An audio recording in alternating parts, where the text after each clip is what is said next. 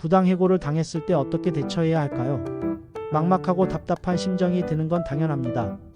하지만 침착하게 대응하면 충분히 권리를 찾을 수 있습니다. 2025년 최신 정보를 바탕으로 부당해고 대처법을 자세히 알려드리겠습니다. 먼저 부당해고란 무엇일까요? 근로기준법에 따르면 정당한 이유 없이 또는 적법한 절차를 거치지 않고 해고하는 것을 말합니다. 여기서 정당한 이유란 사회통념상 인정할 수 있는 사유를 의미하며 단순히 회사의 경영이 어렵다는 이유만으로는 부족할 수 있습니다. 또한 해고를 할 때는 반드시 서면으로 해고 사유와 시기를 알려줘야 합니다. 구두로만 통보하는 해고는 무효입니다. 그렇다면 어떤 경우에 부당해고에 해당할까요? 해고 사유가 없거나 있더라도 매우 경미한 경우 또는 회사의 경영 악화가 직접적인 원인이 아닌 경우에는 부당해고에 해당할 수 있습니다. 절차적인 측면에서는 해고 사유를 서면으로 통지하지 않았거나 징계 절차를 제대로 거치지 않은 경우, 해고 예고를 하지 않았거나 해고 예고 수당을 지급하지 않은 경우 등이 부당해고에 해당합니다. 해고 통보를 받았다면 어떻게 해야 할까요? 당황하지 말고 즉시 회사에 서면으로 해고 사유를 요청하세요. 회사가 이를 거부하면 부당해고를 주장할 수 있는 근거가 됩니다. 또한 이메일, 문자, 메시지, 회의록 등 해고와 관련된 모든 기록을 확보해 두는 것이 중요합니다. 녹취 자료도 좋은 증거가 될 수 있습니다. 그리고 해고일로부터 3개월 이내에 노동위원회에 부당해고 구제 신청을 해야 합니다. 이 기간을 넘기면 구제 신청을 할 수 없으니 주의해야 합니다. 실업급여도 잊지 말고 신청하세요. 부당해고 구제 신청 절차는 어떻게 될까요? 먼저 지방노동위원회에 구제 신청을 접수하면 노동위원회에서 당사자를 신문하고 증거를 조사하여 사실관계를 확인합니다.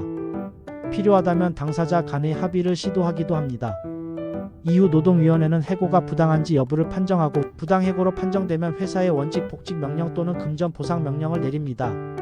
만약 판정 결과에 불복한다면 중앙노동위원회에 재심을 신청할 수 있고 그래도 불복한다면 법원에 행정소송을 제기할 수도 있습니다. 부당해고로 인정되면 어떤 구제를 받을 수 있을까요? 원칙적으로는 해고가 없었던 것처럼 원래의 직위로 복직하게 됩니다. 회사는 해고 기간 동안 받지 못한 임금을 모두 지급해야 합니다. 하지만 회사 복귀를 원하지 않는다면 해고 기간 동안의 임금에 상당하는 금액을 보상받을 수도 있습니다. 이를 금전 보상이라고 하며 복직 대신 선택할 수 있습니다. 부당해고 소송에서 승소할 가능성은 얼마나 될까요?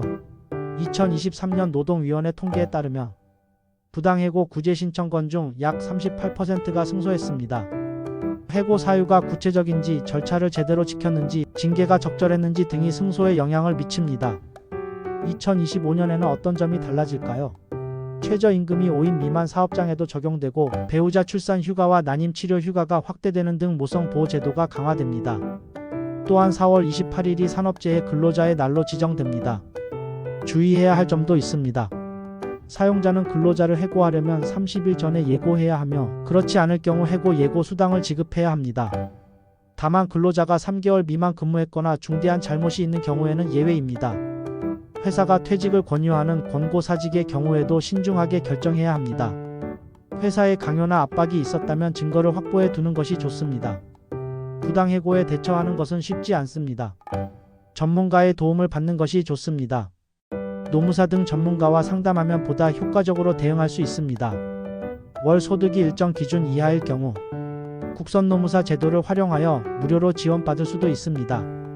최근 판례 동향도 알아두면 도움이 됩니다.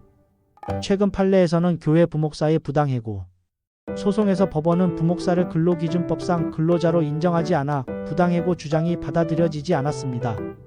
이는 근로계약서 작성 여부, 업무 지휘 감독 관계, 급여의 성격 등이 중요한 판단 기준이 됨을 보여줍니다. 마지막으로 2025년에는 국가정보자원관리원 전산실 화재로 인해 노동위 홈페이지 등 온라인 신청이 중단되었다는 점도 참고하시기 바랍니다. 지금까지 부당해고 대처법에 대해 알아봤습니다. 부당해고를 당했을 때는 당황하지 말고 침착하게 대처하여 소중한 권리를 지키시기 바랍니다. 정보에 만족하셨다면 구독, 좋아요 눌러주시면 더욱 좋은 정보로 보답하겠습니다. 감사합니다.